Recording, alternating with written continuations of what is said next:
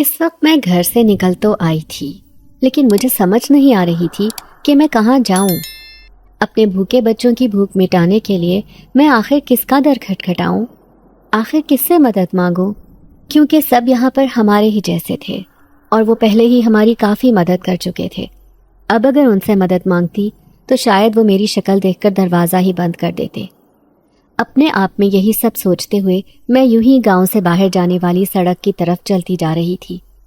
اس وقت کچھ خیال نہیں آ رہا تھا سوائے اس بات کے کہ میرے بچے بھوکے ہیں اور انہیں کچھ نہ کچھ کھانے کے لیے چاہیے۔ آنکھوں کے آگے بار بار آنسو آ جاتے تھے۔ حالات مجھے کس موڑ پر لے آئے تھے کہ آج گھر میں کھانے کے لیے ایک دانہ تک نہیں تھا۔ بچوں کو کھلانے کے لیے پلانے کے لیے دودھ کا ایک قطرہ تک موجود نہیں تھا، اور میں اس وقت اندھیرے میں ایک انجانی منزل کی طرف بڑھ رہی تھی، جہاں کا مجھے نہیں پتا کہ کہاں جانا ہے اور کیسے جانا ہے۔ میں نہیں جانتی کہ میرا یہ سفر مجھے میری منزل تک پہنچائے گا بھی یا نہیں، لیکن ابھی تو میں چلتی جا رہی تھی۔ بار بار آنکھوں میں آنسو آ جاتے تو اپنے دوپٹے کے پلو سے انہیں صاف کرتی، لیکن پھر بھی بچوں کے بھوکے چہرے سب نگاہوں کے سامنے آتے تو دوبارہ سے آنسو آ جاتے۔ میں اس وقت تیز تیز قدموں سے چل رہی تھی اور سمجھ نہیں پا رہی تھی کہ آخر میں اس طرف جا کیوں رہی ہوں۔ ابھی مجھے سڑک کے کنارے پہنچنے میں کچھ دیر ہی باقی تھی جب اچانک مجھے ایک بکری کی آواز سنائی دی۔ اندھیرے میں اس بکری کی آواز مجھے ایسے لگی جیسے کسی نعمت نے مجھے اپنی طرف بلایا ہو۔ میں نے ایک دم چونک کر ادھر ادھر دیکھا تو تبھی کچھ دور ایک درخت کے ساتھ بکری بندھی ہوئی نظر آئی۔ میں بے حد حیران ہوئی۔ آخر یہ بکری کس کی ہے اور یہاں پر اس وقت کیوں بندھی ہوئی ہے؟ کیا اسے یہاں پر کوئی بھول گیا ہے؟ لیکن کیسے؟ گاؤں کے لوگ تو اپنے جانوروں کے بارے میں بہت محتاط ہوتے ہیں اور بہت محبت اور دل سے ان کا خیال رکھتے ہیں، اپنے بچوں کی طرح انہیں پالتے ہیں، تو پھر کوئی اپنا بچہ کیسے بھول سکتا ہے؟ میں یہی سب سوچتی ہوئی اس بکری کی طرف بڑھی۔ اس وقت ساتھ ساتھ ارد گرد بھی دیکھ رہی تھی، حالانکہ اندھیرا اتنا تھا کہ ہاتھ کو ہاتھ سجھائی نہیں دے رہا تھا۔ چاند بھی آج کل موجود نہیں تھا کیونکہ آخری تاریخیں چل رہی تھیں اور ہلکی ہلکی خنکی تھی۔ میں چوکنے سے انداز میں ارد گرد دیکھ رہی تھی۔ میں سمجھ نہیں پا رہی تھی کہ میں بکری کی طرف کیا کرنے جا رہی ہوں، لیکن یوں لگ رہا تھا جیسے کوئی غیر مرئی قوت مجھے بکری کی طرف دھکیل رہی ہے، اور اس وقت مجھے بکری سے بڑھ کر اور کچھ بھی سمجھ نہیں آ رہا تھا۔ اسی لیے میں جیسے ہی اس کے قریب پہنچی تو تب ہی وہ بکری آواز نکال رہی تھی جیسے مجھے بلا رہی ہو۔ میں نے پیار سے اس کے سر پر اور جسم پر ہاتھ پھیرا تو وہ میرے جسم کے ساتھ اپنا سر ٹکرانے لگی اور آہستہ آہستہ انس کا مظاہرہ کرنے لگی۔ میں نے آہستہ سے اس بکری کی رسی کھولی اور اسے ساتھ لے کر چلنے لگی۔ وہ بکری بھی بڑے آرام سے میرے ساتھ چلتی گئی، یوں جیسے پہلے سے مجھے جانتی ہو یا پھر میرے لیے ہی وہاں موجود ہو۔ میں تیز تیز قدم اٹھاتی ہوئی گھر کی طرف بڑھ رہی تھی۔ اس وقت مجھے ایک انجانی سی خوشی ہو رہی تھی، یوں جیسے مجھے اپنے مقصد میں کامیابی حاصل ہو گئی ہو۔ ایسا لگ رہا تھا جیسے میں گھر سے جس چیز کی تلاش میں نکلی تھی مجھے وہ چیز حاصل ہو گئی ہو۔ میری نگاہوں کے سامنے اپنے بچوں کے چہرے آ رہے تھے۔ جب ان کے پیٹ بھرتے تو وہ کتنے خوش لگتے اور ان کے چہرے کتنے مطمئن ہوتے۔ اسی لیے میں نے تیز تیز قدموں سے وہ فاصلہ عبور کیا اور 15 منٹ کا فاصلہ 10 منٹ میں طے کر کے واپس گھر پہنچ چکی تھی۔ بچے میرے ہی منتظر بیٹھے ہوئے تھے۔ مجھے دیکھ کر تینوں ایک دم میری طرف لپکے اور میرے ساتھ آ کر چپک گئے۔ وہ تینوں ویسے بھی آج کل بہت زیادہ حساس ہو رہے تھے، اور جن حالات سے وہ گزر رہے تھے ان حالات میں ذرا بھی ادھر ادھر ہو جاتی تو ان تینوں کی جان پر بن جاتی تھی۔ یہی وجہ تھی کہ اب بھی جب میں باہر گئی تو انہیں 100 طرح کی ہدایات دے کر اور سمجھا بجھا کر گئی تھی، اور بچے میری ہدایت کے مطابق وہیں پر بیٹھے رہے تھے جہاں میں بٹھا کر گئی تھی۔ اور اب جب میں واپس آئی تو وہ تینوں مجھے دیکھ کر مجھ سے لپٹ گئے تھے۔ پھر جب ان کی نظر بکری پر پڑی تو میری بڑی بیٹی کہنے لگی، اماں یہ بکری کہاں سے آئی؟ کس کی بکری ہے؟ کتنی پیاری ہے۔ میری بڑی بیٹی نے اس کے سر پر ہاتھ پھیرتے ہوئے کہا تو میں مسکرا دی اور کہا، بیٹا یہ تم لوگوں کے لیے اللہ کی طرف سے ایک خاص تحفہ ہے، شاید اللہ نے ہمارے ہی لیے اسے وہاں پر باندھ رکھا تھا۔ آؤ اس کا دودھ نکال کر تم لوگوں کو دیتی ہوں، تم لوگ دودھ پی کر سو جاؤ، باقی صبح کے لیے اللہ مالک ہے۔ میں نے اپنے بچوں کو بہلاتے ہوئے بکری کو صحن میں ایک طرف باندھ دیا اور جلدی سے باورچی خانے سے جا کر ایک دیگچی لے آئی۔ دیگچی لا کر میں نے بکری کے نیچے رکھی اور آہستہ آہستہ کر کے بسم اللہ پڑھتے ہوئے اس کا دودھ نکالنا شروع کیا۔ بکری کے دودھ میں بے حد برکت تھی۔ میرے تینوں بچوں نے پیٹ بھر کر دودھ پی لیا اور شکر ادا کر کے سو گئے۔ ان تینوں کے مطمئن چہرے اور خوشی سے چمکتی ہوئی آنکھیں دیکھ کر میرے دل میں بھی ڈھیروں اطمینان اتر آیا تھا، اور مجھے اب اس بات کا سکون ہو گیا تھا کہ میرے بچے اب بھوکے نہیں ہیں اور پیٹ بھر کر سوئے ہیں۔ بے اختیار میں نے آسمان کی طرف دیکھ کر اللہ کا شکر ادا کیا، جس نے اس وقت اس بکری کی صورت میں ایک نعمت میرے لیے بھیج دی۔ اگر یہ بکری بھی ہمیں نہ ملتی تو ہم کیا کرتے؟ آج بھی میرے بچے بھوکے سوتے اور آج بھی میں ساری رات روتی رہتی، لیکن میں نہیں جانتی تھی کہ اگلے دن کچھ ایسا ہو جائے گا جو میری ساری زندگی کو بدل کر رکھ دے گا۔ میرا نام شاہدہ ہے اور میری عمر اس وقت 27 برس ہے۔ میں جب 18 برس کی ہوئی تھی تو میری شادی کر دی گئی۔ میرے ماں باپ تو میرے بچپن میں ہی انتقال کر گئے تھے۔ ایک ہی بھائی تھا جس کی شادی کافی پہلے ہو چکی تھی، اور بھائی کے اپنے بھی 2 بچے تھے۔ بھائی نے میرے لیے بھی مناسب رشتہ دیکھ کر میری شادی کر دی۔ شروع میں تو وہ کبھی کبھار میری خیر خبر لیتا رہا، لیکن پھر آہستہ آہستہ وہ اپنی زندگی کے جھمیلوں میں گم ہوتا گیا اور پلٹ کر میری طرف دیکھنا بھی بھول گیا۔ عید تہوار پر بھی مجھے بھائی کا انتظار رہتا، لیکن وہ نہ آتا۔ یوں تو میں اپنے گھر میں خوش تھی۔ اکبر بہت اچھا شوہر تھا، اس نے مجھے ہر خوشی دی تھی، جو اس کے بس میں تھا وہ میرے لیے کرتا۔ اکبر کی اپنی کچھ زمینیں تھیں جن کے اوپر وہ کھیتی باڑی کرتا، اور اس کھیتی باڑی سے جو منافع حاصل ہوتا وہ ہماری ضروریات کو پورا کرنے کے لیے کافی تھا۔ اکبر کے گھر میں صرف اس کی ماں ہی تھی جو بیمار تھی، اور وہ زیادہ تر بستر پر ہی پڑی رہتی تھی۔ اکبر کے ساتھ ساتھ مجھے ان کی بھی دیکھ بھال کرنی پڑتی، اور ان کے سارے ضروری اور ذاتی کام میرے ہی ذمے تھے۔ اکبر اس حوالے سے مجھ سے بہت خوش تھا، کیونکہ وہ اکثر مجھے کہتا کہ شاہدہ، جس طرح تو نے میری ماں کو اپنی ماں سمجھ کر اس کی خدمت کی ہے، اور جس طرح تو نے اس کا خیال رکھا ہے، میں تجھ سے بہت خوش ہوں۔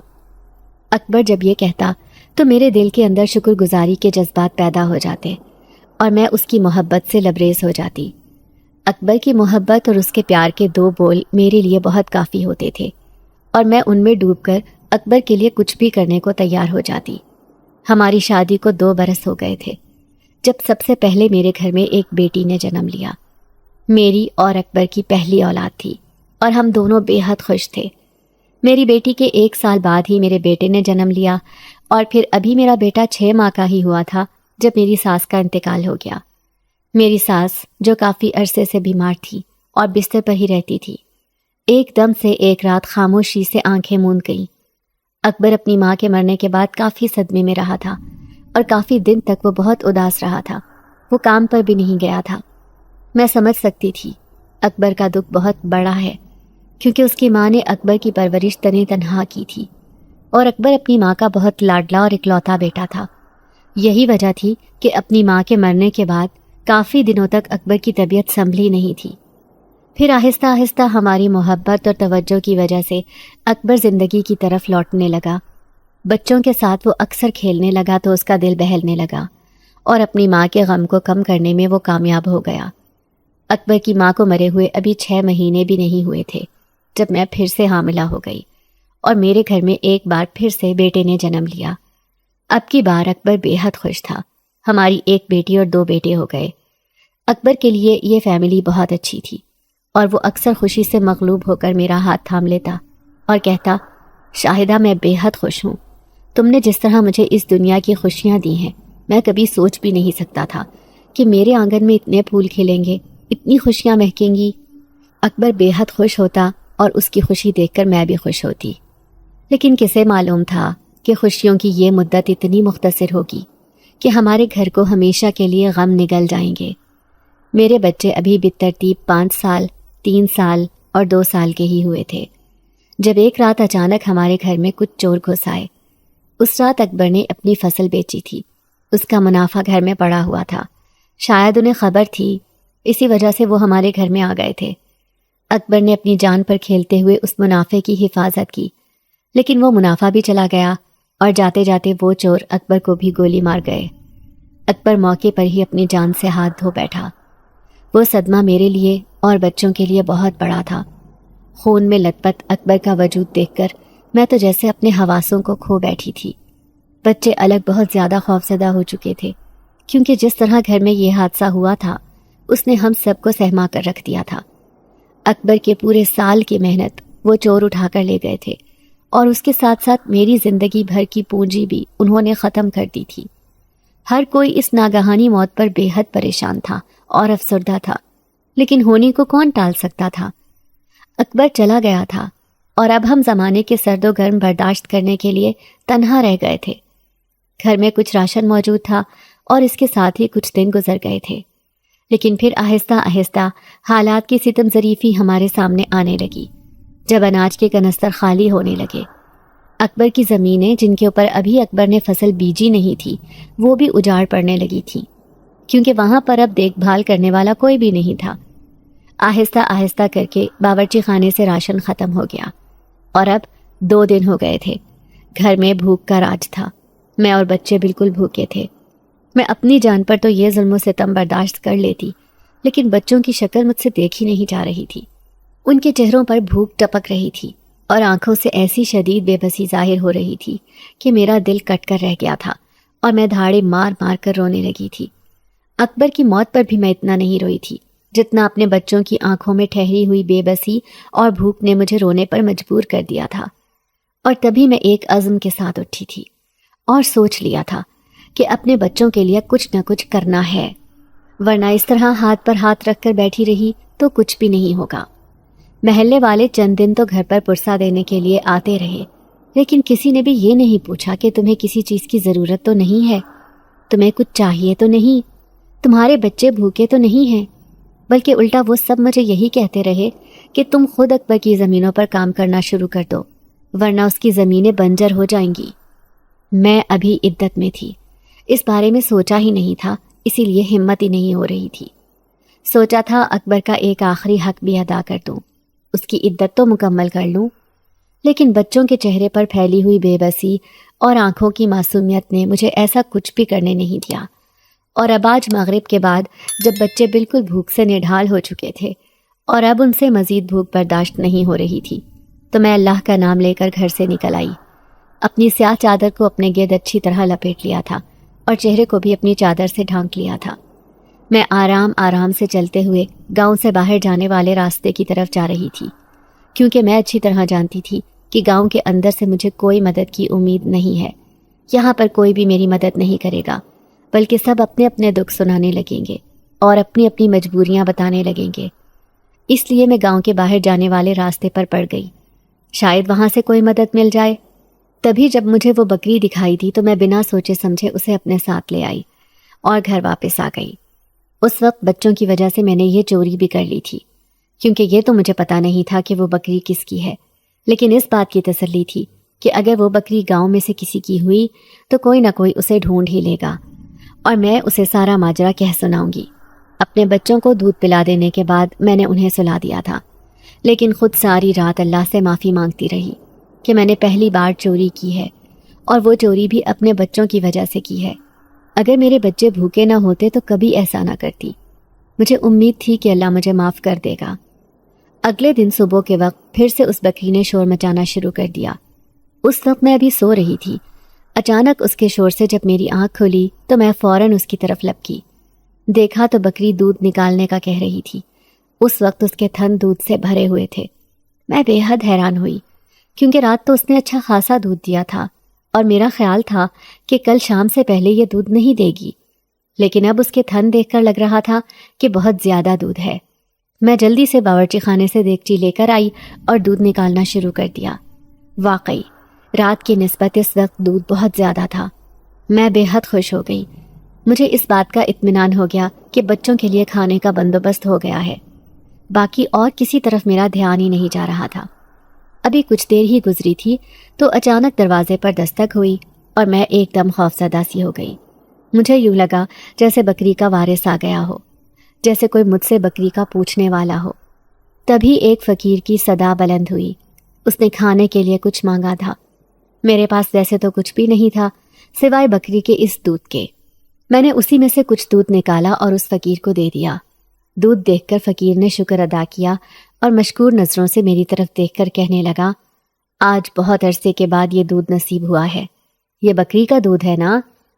اس فقیر نے کہا تو میں نے آہستہ سے سر ہاں میں ہلا دیا اور کہا آپ میرے لیے دعا کیجیے گا اور میرے بچوں کے لیے بھی، اللہ ان کے لیے آسانیاں کرے۔ میں نے فقیر سے کہا تو وہ میرے ہاتھ پر ایک انگوٹھی رکھتا ہوا چلا گیا۔ میں بے حد حیران ہو کر اس انگوٹھی کو دیکھنے لگی۔ وہ انگوٹھی سلور رنگ کی تھی، ایسے جیسے چاندی کی بنی ہو، اور وہ اس فقیر نے پہلے اپنے ہاتھ میں پہنی ہوئی تھی، بعد میں اتار کر مجھے دے دی تھی۔ میں نہیں جانتی کہ اس نے مجھے کیوں دی، لیکن میں اس انگوٹھی کو پھینک نہ سکی، اسے اپنے ساتھ ہی اندر لے آئی اور تبھی میں نے اسے اپنے ہاتھ میں ڈال دیا۔ یوں لگ رہا تھا جیسے میں ایک محفوظ حصار میں آ گئی ہوں۔ ایسا لگ رہا تھا کسی کی دعاؤں نے مجھے اپنے حصار میں لے لیا ہو۔ میں بے دھیانی سے اس انگوٹھی کی طرف دیکھتی جا رہی تھی۔ تبھی بچے بھی اٹھ گئے اور باری باری میں نے ان تینوں کو دودھ پلایا۔ اس کے بعد سوچنے لگی کہ اب کیا کرنا ہوگا، کیونکہ میں اس طرح یہاں پر ہاتھ پہ ہاتھ رکھ کر نہیں بیٹھ سکتی تھی۔ بکری کا جب وارث آ جاتا اور وہ اسے لے جاتا تو تب بچوں کا کیا ہوتا؟ وہ کیسے کھانا پینا کرتے؟ میں کس طرح انہیں کھانے کو لا کر دیتی؟ یہی سب سوچتے ہوئے دل میں ایک خیال آیا اور اس کو عملی جامہ پہنانے کے لیے میں اٹھ کھڑی ہوئی۔ بچوں کو بھی اپنے ساتھ لیا اور گھر کو تالا ڈال کر میں اکبر کی زمینوں کی طرف آ گئی۔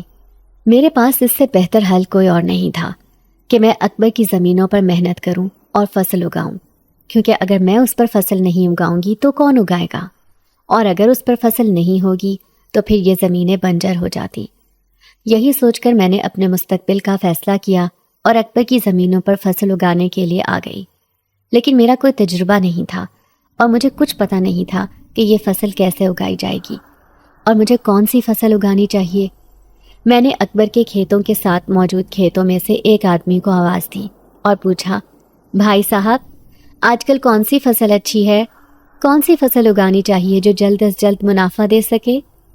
میری بات سن کر اس نے سر سے پیر تک مجھے دیکھا اور کہنے لگا، ارے ارے، تم تو عورت ذات ہو، گھر پر رہو، گھرداری کرو، یہ تو مردوں کے کرنے والے کام ہے۔ اس آدمی کے لہجے میں عجیب سی حقارت تھی، یوں جیسے اسے میرا یہ سب کرنا بہت ناگوار گزر رہا تھا۔ لیکن میں کیا کرتی؟ میرا کوئی مرد نہیں تھا اور میرے سر پر کسی کا ہاتھ نہیں تھا۔ یہ کام مجھے خود ہی کرنا تھا۔ اس لیے میں نے خود ہی ہمت کی اور گندم کی فصل اگانے کا سوچ لیا۔ گندم ہوتی تو چند دانے میرے گھر میں بھی آ جاتے اور مجھے بچوں کی طرف سے بے فکری ہو جاتی۔ لیکن میں نہیں جانتی تھی کہ یہ کام اتنا مشکل ہوگا۔ بچوں کے ساتھ کھیتوں میں کام کرنا بہت مشکل ثابت ہو رہا تھا، اور پھر مجھے اس کام کا نہ تو کوئی تجربہ تھا اور نہ ہی میں اس بارے میں کوئی زیادہ علم رکھتی تھی۔ اسی وجہ سے سارا دن کھیتوں میں کام کر کر کے تھک جاتی، لیکن پھر بھی کام ابھی ویسے کا ویسا ہی پڑا ہوا تھا۔ شام تک میری آنکھوں میں آنسو آ جاتے۔ وہ تو شکر تھا کہ گھر پر وہ بکری موجود تھی، جس کی وجہ سے مجھے بچوں کی طرف سے بے فکری تھی۔ تبھی ایک دن میں رو پڑی اور یہ دعا کرنے لگی کہ کوئی تو میری مدد کے لیے آئے، کوئی تو ہو جو میری مدد کرے۔ میں اس دن بہت پریشان تھی اور صبح سویرے جب اپنے کھیتوں میں آئی تو اس وقت میرا وہاں آنے کو بھی دل نہیں چاہ رہا تھا، لیکن کیا کرتی، کام تو کرنا ہی تھا، اور آہستہ آہستہ کام آ ہی جاتا۔ ابھی مجھے کھیتوں میں آئے کچھ دیر ہی گزری تھی جب ایک نوجوان کھیتوں سے گزرا اور مجھے پریشان دیکھ کر رک گیا۔ کہنے لگا، کیا بات ہے، آپ کچھ پریشان دکھائی دے رہی ہیں؟ اس کی بات سن کر میں نے چونک کر اسے دیکھا اور نہ جانے میرے دل میں کیا خیال آیا۔ میں نے اسے اپنی پریشانی کے بارے میں بتا دیا، جسے جان کر وہ کہنے لگا، ارے یہ تو کوئی مسئلہ ہی نہیں ہے، میں آپ کی مدد کرتا ہوں، بے شک آپ مجھے اس کی اجرت مت دیجیے گا۔ اس نوجوان نے شائستگی سے کہا۔ اس نوجوان کا نام عبداللہ تھا۔ اس نے میری کافی مدد کرنا شروع کر دی اور کئی گھنٹے لگا کر وہ میرے ساتھ اس زمین پر لگا رہا۔ شام کو جب وہ جانے لگا تو میں نے اس کا بے حد شکریہ ادا کیا اور وہ کہنے لگا، میں کل پھر چکر لگاؤں گا، آپ بے فکر رہنا، جب تک یہ زمین فصل نہیں اگا دے گی میں آپ کے ساتھ ہوں۔ عبداللہ کی یقین دہانی سے میں کافی حد تک مطمئن ہو گئی تھی، کیونکہ میں جان گئی تھی کہ وہ بہت اچھا اور نیک عادات کا مالک لڑکا ہے۔ اس کی کشادہ پیشانی اسے کسی اچھے خاندان سے ظاہر کر رہی تھی، اور جس طرح اس کے چہرے پر ایک مہربان سی مسکراہٹ سجی ہوئی تھی اور وہ بڑے پرخلوص انداز میں میری مدد کر رہا تھا، مجھے وہ کافی اچھا لگا اور مجھے اب یقین ہونے لگا تھا کہ میری زمین پر فصل ضرور اگائے گی اور عبداللہ کی مدد کی بدولت میں اس میں اچھا خاصا منافع حاصل کرنے میں کامیاب ہو جاؤں گی۔ میں نے سوچ لیا تھا کہ میں اس فصل میں سے عبداللہ کو اجرت ضرور دوں گی، کیونکہ میں اس سے اس طرح مفت میں کام نہیں کروانا چاہتی تھی۔ یہی وجہ تھی کہ اگلے چند دن ہمارے لیے بے حد اہم تھے۔ عبداللہ نے بڑی محنت اور جانفشانی سے اس زمین پر بیج بو دیے، اور اب ہم وقتاً فوقتاً اسے پانی دیتے رہے۔ عبداللہ سے ایک دن میں نے یوں ہی پوچھ لیا، عبداللہ، تم اس گاؤں کے نہیں لگتے ہو، میں نے کبھی تمہیں یہاں نہیں دیکھا، تو پھر تم کون ہو، کہاں سے آئے ہو؟ میری بات سن کر وہ عجیب سے لہجے میں مسکرایا اور کہنے لگا، ہاں، میں اس دنیا کا نہیں ہوں، نہ اس گاؤں کا ہوں، میں یوں ہی یہاں سے گزر رہا تھا، آپ کو پریشان دیکھا تو چلا آیا۔ عبداللہ کے لہجے میں عجیب سی پراسراریت چھپی ہوئی تھی، جس نے ایک لمحے کے لیے میرے وجود میں ٹھنڈک سی اتار دی تھی۔ میں نے پوچھا، پھر تم کہاں سے آئے ہو، کون ہو؟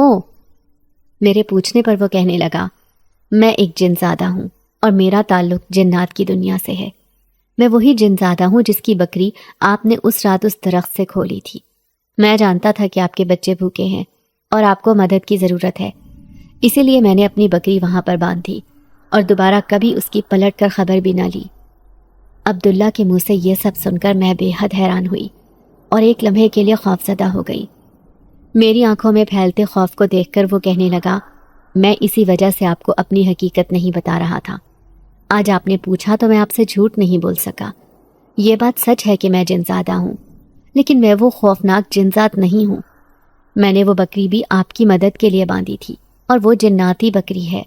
نہ تو اس کے دودھ میں کبھی کمی آئے گی اور نہ ہی وہ کبھی بوڑھی ہوگی۔ وہ ہمیشہ آپ کے پاس رہے گی، اور جب تک آپ کی مشکلات حل نہیں ہو جائیں گی تب تک وہ آپ کو دودھ دیتی رہے گی۔ عبداللہ کے منہ سے یہ سب سن کر میں ایک شوق کے عالم میں چلی گئی تھی اور چپ چاپ کھیتوں سے میں گھر آ گئی۔ میں سوچ بھی نہیں سکتی تھی کہ میرا پالا جنات سے پڑ جائے گا اور جنات میری مدد کے لیے آ جائیں گے۔ گھر میں داخل ہوتے ہی میری نظر جب اس بکری پر پڑی تو اس بکری کے بھی عجیب ہونے کا مجھے آج پتہ چلا، کیونکہ جس دن سے وہ بکری آئی تھی وہ تو چارہ کھاتی ہی نہیں تھی۔ میں تو آج تک اس کے لیے کبھی چارہ نہیں لے کر آئی، اور اس سے پہلے مجھے اس بات کا احساس ہی نہیں ہوا تھا۔ نہ جانے وہ کس طرح اپنا پیٹ بھرتی تھی، نہ جانے وہ کیا کھاتی تھی، اس کے لیے کہاں سے کھانا آتا تھا، مجھے اس بات کی کوئی خبر نہیں تھی۔ یہ سب سوچتے ہوئے میرا دماغ چکرا کر رہ گیا تھا اور دل تیز تیز دھڑکنے لگا تھا۔ عبداللہ کا اس طرح میری زندگی میں آنا اور پھر یہ بکری مجھے تحفتاً دے دینا، میں الجھ سی گئی تھی اور پریشان ہو گئی تھی۔ آج اس بکری کا دودھ نکالتے ہوئے مجھے ڈر لگ رہا تھا، لیکن کیا کرتی، مجبوری تھی۔ بکری نے شور مچا رکھا تھا، اسے تکلیف ہو رہی تھی، اسی وجہ سے میں کچن سے برتن اٹھا لائی اور اس کا دودھ نکالنے لگی۔ بار بار میں بڑی محتاط نظروں سے اسے دیکھ رہی تھی، لیکن بکری روز کی طرح معمول کے مطابق دودھ دے رہی تھی۔ بچے اس کے دودھ کے بے حد عادی ہو چکے تھے اور اس کے دودھ کو وہ بہت پسند کرتے تھے۔ جب تک وہ رات کو اس کا دودھ نہیں پی لیتے تھے سوتے نہیں تھے، اور مجھے اب یہ پریشانی تھی کہ جب یہ بکری چلی جائے گی تو بچے کیا کریں گے، میں کس طرح ان کے دودھ کی ضرورت کو پورا کروں گی۔ یہی سب سوچتے ہوئے ساری رات مجھے نیند نہیں آئی، اور تھکاوٹ اور ذہنی الجھن کی وجہ سے جسم میں حرارت محسوس ہونے لگی۔ اگلے دن میں نے سوچ لیا کہ آج کھیتوں پر نہیں جاؤں گی۔ یہی وجہ تھی کہ میں چپ چاپ اپنے بستر پر پڑی رہی۔ بچوں کو دودھ نکال کر دے دیا تھا، بچے وہ پی کر اپنے کھیل میں مگن ہو گئے، جبکہ میرا خود کچھ کھانے کو دل نہیں کر رہا تھا۔ بار بار اکبر کا چہرہ نگاہوں کے سامنے آتا اور میں رونے لگتی۔ اکبر، یہ تم مجھے کس موڑ پر تنہا چھوڑ گئے، جب بچے بھی چھوٹے تھے اور کوئی کام کاج بھی نہیں تھا، گھر میں کسی بھی چیز کا آسرا نہیں تھا۔ اب مجھے جنات کی مدد لینی پڑ رہی ہے۔ کس طرح وہ بے غرض ہو کر میری مدد کر رہا ہے، تم ہوتے تو حیران ہو جاتے، اور یہ دیکھ کر تمہیں اور زیادہ خوشی ہوتی کہ میں تمہارے کھیتوں میں تمہاری طرح محنت کر رہی ہوں۔ وہ کھیت ہماری بقا ہیں اور کل کو وہ ہمارے بچوں کے کام آئیں گے، اسی لیے میں اب انہیں چھوڑ نہیں سکتی۔ اگر چھوڑ دیا تو شاید ساری زندگی کا پچھتاوا میرا مقدر بن جائے۔ میں خیالوں ہی خیالوں میں اکبر سے بات کر رہی تھی، تبھی دوپہر کے قریب دروازے پر دستک ہوئی۔ میری ہمت نہیں تھی کہ میں دروازہ کھولنے جاتی، اسی لیے اپنی بڑی بیٹی سے کہا، جا کر دیکھو دروازے پر کون ہے۔ تبھی کچھ لمحوں کے بعد وہ کمرے میں آئی اور کہنے لگی، اماں، وہ عبداللہ انکل آئے ہیں، آپ کی طبیعت کا پوچھ رہے ہیں۔ میری بیٹی نے جب مجھے کہا تو میں ایک دم اٹھ بیٹھی۔ عبداللہ یہاں پر کیا کرنے آیا ہے؟ آخر وہ گھر کیوں چلا آیا؟ میرے اندر عجیب سا خوف سر اٹھانے لگا اور میں فوراً باہر آئی، جبکہ عبداللہ باہر دروازے کے قریب ہی کھڑا تھا۔ مجھے دیکھ کر مسکرا دیا اور کہنے لگا، میں آپ کی خیر خبر معلوم کرنے آیا تھا۔ آج آپ کھیتوں پر نہیں آئی نا، تو مجھے لگا کہ شاید آپ کی طبیعت ٹھیک نہیں ہے، اسی لیے خیریت پوچھنے آ گیا۔ عبداللہ کے آہستہ سے کہنے پر میں شرمندہ ہو گئی اور اسے کہا، ہاں طبیعت واقعی ٹھیک نہیں تھی، حرارت محسوس ہو رہی تھی، لیکن اب کچھ بہتر ہوں۔ جبکہ وہ کہنے لگا، ابھی بھی مجھے آپ بہتر نہیں لگ رہی ہیں، آپ ایسا کریں ابھی 1-2 دن آرام کریں، کھیتوں کی طرف سے بے فکر ہو جائیں، میں انہیں سنبھال لوں گا۔ میں صبح سے وہیں پر تھا، میں ان کا خیال رکھ سکتا ہوں، آپ اپنی طبیعت کو بہتر کریں، اپنا خیال رکھیں۔ عبداللہ کے نرمی سے کہنے پر میں نے آہستہ سے سر ہلا دیا اور تب اس نے ایک چھوٹا سا تھیلا میری طرف بڑھایا اور کہنے لگا، یہ میں بچوں کے لیے لے کر آیا تھا، سوچا شاید آپ نے بھی کچھ نہیں کھایا ہوگا، اس لیے آپ لوگ مل کر کھا لیجئے گا۔ عبداللہ کے کہنے پر میں نے جھجکتے ہوئے وہ تھیلا تھام لیا۔ سچ بات تو یہ تھی کہ عبداللہ کی اچھائی مجھے شرمندہ کر رہی تھی، اور میں جو اس کے بارے میں طرح طرح کی سوچوں کا شکار تھی، اب عجیب سے انداز میں شرمندگی محسوس کرتے ہوئے اسے صحیح طرح سے شکریہ بھی ادا نہ کر سکی۔ عبداللہ وہاں سے جا چکا تھا اور میں وہ تھیلا تھامے سوچ رہی تھی کہ ایک غیر کس طرح ہمارا خیال رکھ رہا ہے، کس طرح اس نے میری پریشانیوں کو اپنی پریشانیاں سمجھ لیا، اور یہاں تک کہ اپنا قیمتی جانور بھی ہمیں دے دیا تاکہ میرے بچے بھوکے نہ رہ جائیں۔ بے اختیار عبداللہ کے بارے میں سوچ کر میری آنکھوں میں آنسو آ گئے تھے اور میں بڑے مشکور سے انداز میں اسے سوچنے لگی۔ میں جانتی تھی کہ اسے میری فصل سے کوئی مطلب نہیں ہے اور نہ ہی کوئی لالچ ہے، وہ صرف میری وجہ سے میرے ساتھ کام کروا رہا ہے۔ میں اچھی طرح جان گئی تھی کہ عبداللہ بے غرض اور بے لوث ہو کر ہمارا ساتھ دے رہا ہے، لیکن اب مجھے خود پر شرمندگی ہو رہی تھی کہ میں اسے غلط سمجھتی رہی اور اس کے بارے میں غلط سوچتی رہی۔ عبداللہ کا لایا ہوا کھانا میں نے بچوں کو بھی کھلایا اور خود بھی کھایا۔ وہ کھانا بے حد لذیذ تھا اور آج تک میں نے کبھی ایسا کھانا نہیں کھایا تھا۔ بچوں نے بھی اس کھانے کو بہت پسند کیا۔ میں نے بے اختیار غائبانہ طور پر عبداللہ کا شکریہ ادا کیا۔ میری طبیعت اب پہلے سے کافی سنبھل چکی تھی۔ شاید عبداللہ کی طرف سے مجھے جو وسوسہ تھا اور میں جو اس کے بارے میں غلط سوچ رہی تھی، وہ سوچیں ختم ہو جانے پر اب میری طبیعت ہلکی پھلکی ہو گئی تھی، اور میں نے سوچ لیا تھا کہ اگلے دن کھیتوں پر جاؤں گی، کیونکہ میں نہیں چاہتی کہ عبداللہ اکیلا ہی اتنا کام کرتا رہے۔ میں اس کا ہاتھ بٹاؤں گی تو تبھی جلد ہماری فصل اگے گی۔ یہی سب سوچتے ہوئے اگلے دن میں بچوں کو لے کر کھیتوں میں آ گئی اور دیکھا تو عبداللہ نے کافی کام ختم کیا ہوا تھا۔ مجھے دیکھ کر حیران ہوا اور کہنے لگا، ارے ابھی تو آپ گھر پہ آرام کرتی، ابھی آپ کیوں یہاں پر چلی آئی ہیں؟ عبداللہ کے حیرانی سے کہنے پر میں مسکرا دی اور کہا، ارے نہیں، بس مجھے اتنے آرام کی عادت نہیں ہے، ویسے بھی مجھے فکر ہو رہی تھی تم اکیلے یہاں پر کام کر رہے ہو، اور شرمندگی بھی ہو رہی تھی۔ میں نے اپنے احساسات عبداللہ کو بتائے تو وہ کہنے لگا، نہیں، میں نے آپ کو پہلے ہی کہا ہے، نہ تو یہ میرا کوئی احسان ہے اور نہ ہی میں آپ کے اوپر کسی قسم کا احسان جتا رہا ہوں، میں آپ کی مدد کر رہا ہوں اور جتنا ہو سکا میں آپ کی مدد کروں گا۔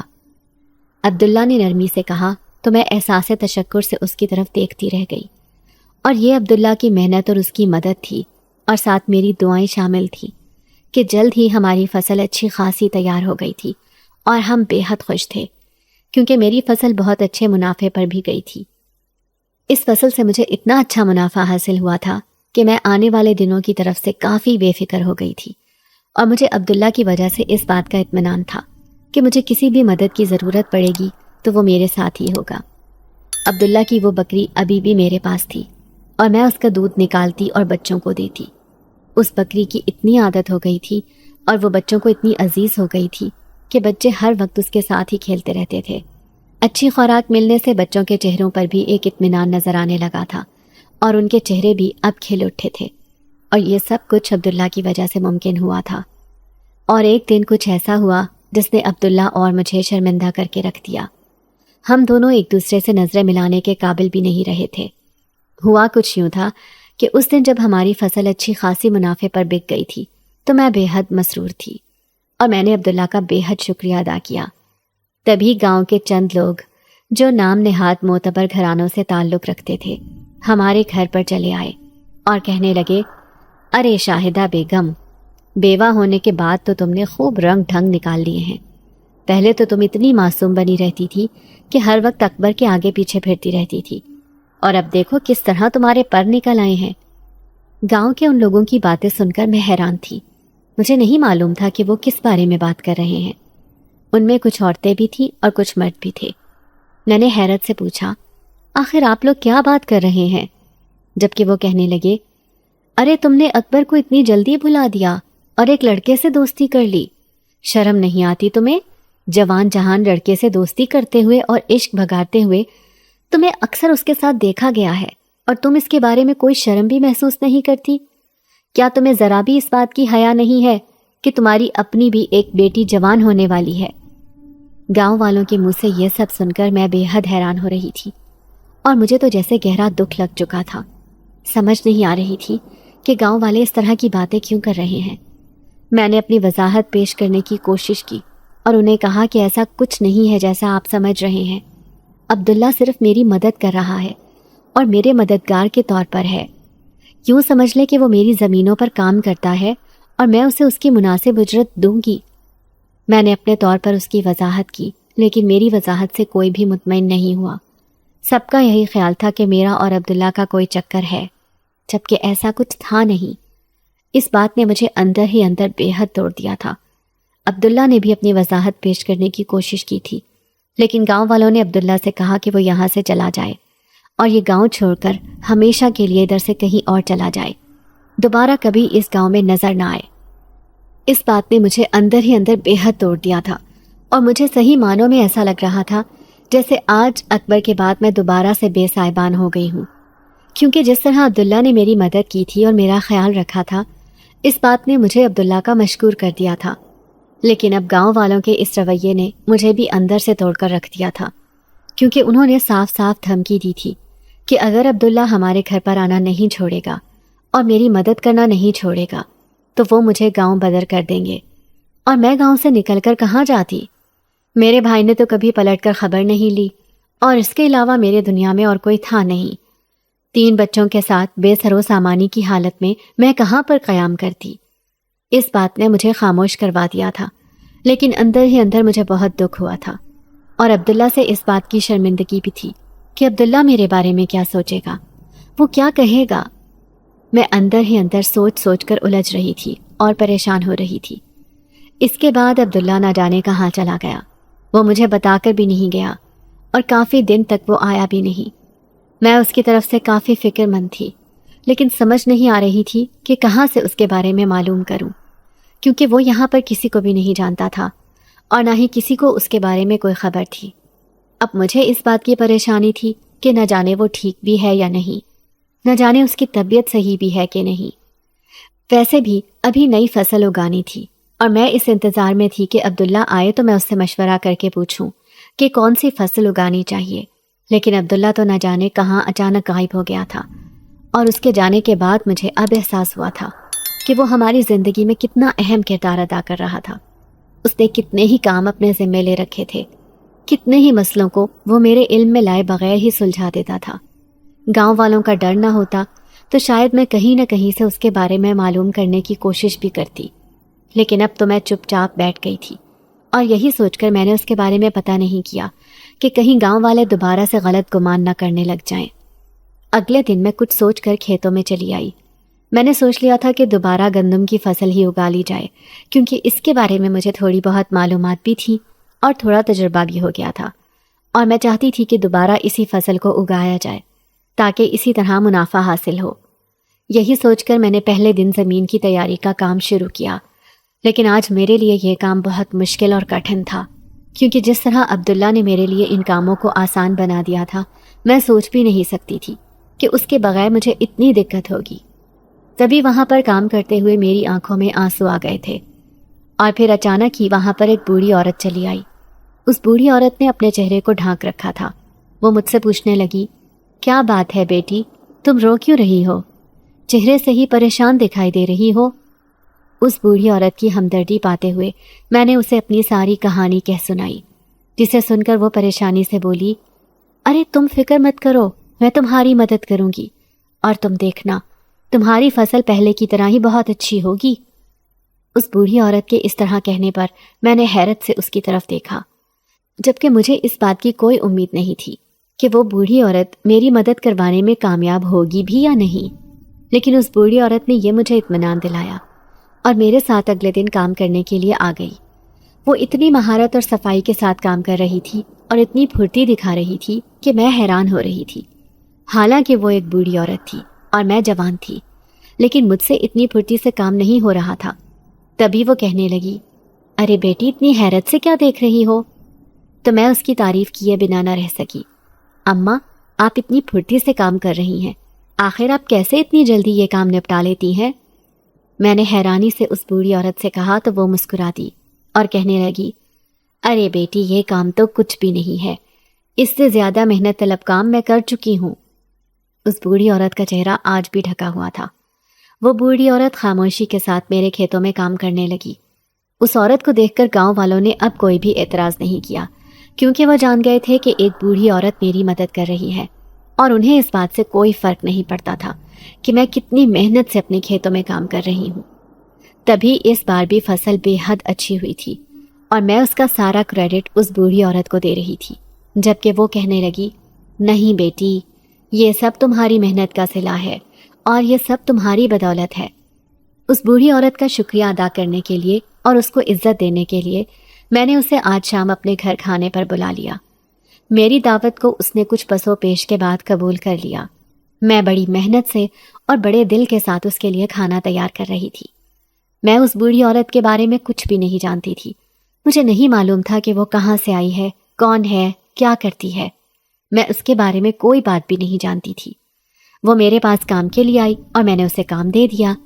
میں اب سوچتی تو حیران ہوتی تھی۔ میں نے سوچا کہ آج جب وہ کھانے پر آئے گی تو اس کے بارے میں اس سے پوچھوں گی اور آج اس کا چہرہ بھی دیکھ لوں گی۔ شام کو دروازے پر دستک ہوئی تو میں جان گئی کہ وہی بوڑھی اماں ہوگی۔ میں اسے اندر لے آئی اور دسترخوان پر بٹھا دیا۔ اماں نے ابھی تک اپنا گھونگھٹ نہیں اٹھایا تھا۔ تبھی میں نے انہیں کہا، اماں یہاں پر کوئی مرد نہیں ہے، میرا مرد تو کافی وقت پہلے انتقال کر گیا تھا، آپ یہ گھونگھٹ نکال دیں اور آرام سے بیٹھ جائیں۔ میرے کہنے پر اماں نے ایک دم اپنا گھونگھٹ الٹ دیا اور انہیں دیکھ کر میں حیران رہ گئی۔ وہ کوئی اور نہیں بلکہ عبداللہ ہی تھا۔ عبداللہ، تم یہاں پر اس حال میں؟ میری حیرت کے جواب میں وہ مسکرا دیا اور کہنے لگا، جی ہاں، میں نے آپ سے وعدہ کیا تھا نا کہ میں ہر حال میں آپ کی مدد کروں گا۔